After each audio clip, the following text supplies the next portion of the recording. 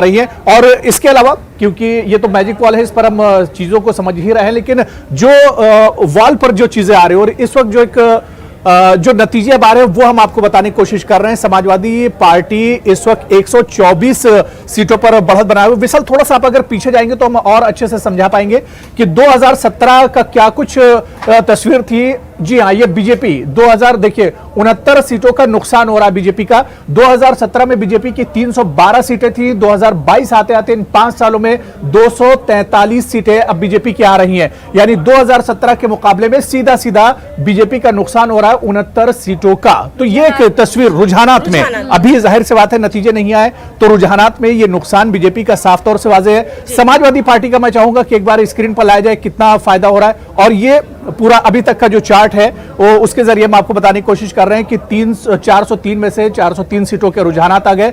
BJP इत्तेहाद 260 सीटों पर अभी भी बढ़त बनाया हुआ है। समाजवादी इत्तेहाद 138 सीटों पर, कांग्रेस 3 सीटों पर बढ़त बनाई हुई है। बीएसपी 1 सीट पर और आदर्श 1 सीट पर लीड कर रहे हैं। तो कुल मिलाकर जो हम फायदे और नुकसान की बात कर रहे थे वो हिना एक तरह से तस्वीर बहुत हद तक साफ हो गई है कि समाजवादी पार्टी भले ही सरकार नहीं बना रही है लेकिन उसका फायदा हो रहा है सीटों के मुकाबले में, और बीजेपी सरकार बना रही है लेकिन बीजेपी का नुकसान हो रहा है सीटों के मुकाबले में 2017 के मुकाबले में। तो हमने अपने तमाम नाजरीन को बताया कि किस तरह से टैली जो है वो आप तक पहुंचा रहे। यहाँ मेरे तमाम तर साथी मौजूद हैं, मैं इनसे जानना चाहूंगी, सना आपसे जानना चाहूंगी, कांग्रेस की तशहीरी मुहिम हम सब ने देखी थी, बहुत जोर शोर से रही। खास तौर पर उन्होंने खवातीन के ऊपर बहुत फोकस किया, लड़की हूँ लड़ सकती हूँ, इस तरह की चीज़ें। प्रियंका गांधी को भी लगातार हमने देखा कि वो मैदान में बहुत अच्छी तरह से वो सामने आती रही।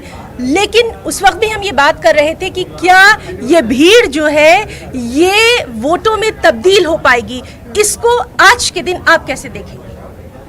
किसी भी सियासी पार्टियों को जब मैदान में जाना होता है तो वो अपना पॉलिसी तैयार करते हैं और मुद्दा तैयार करते हैं। तो इस बार प्रियंका गांधी ने लड़कियों का मुद्दा चुना और इस मुद्दे पर एक नैरेटिव तैयार करने की कोशिश की।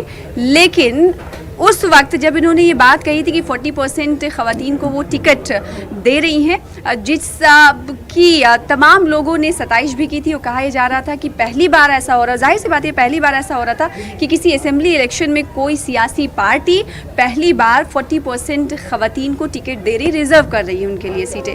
भले ही इसके नतायज जो भी आए, तो इस पर जब कांग्रेस से सवाल किया जाता है तो कांग्रेस ये कहती है कि हमने नैरेटिव बदलने के लिए, उसमें तब्दीली लाने के लिए ऐसा कदम उठाया और इसका फ़ायदा भले ही हमें ना मिले, आगे आने वाली सियासत में हमें मिलेगा, अभी भले ही ना मिले। और इस मैं चाहूँगी कि इस स्क्रीन की तरफ हम देखें, क्योंकि कांग्रेस जो अभी 3 सीटों पर